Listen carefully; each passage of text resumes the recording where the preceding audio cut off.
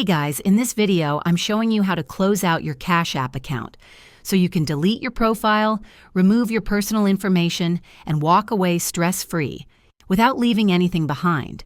First off, before you delete, make sure you've cleared any pending transactions, transferred all your money to a bank account, and canceled recurring payments or subscriptions linked to Cash App.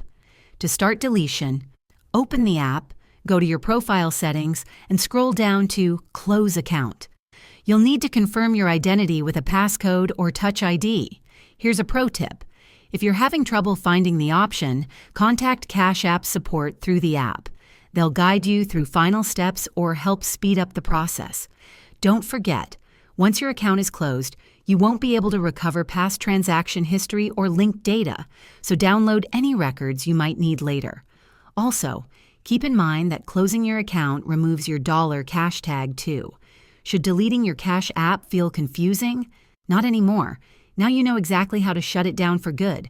Thanks for watching. If this helped you out, hit that like button and let me know. What should we cover next?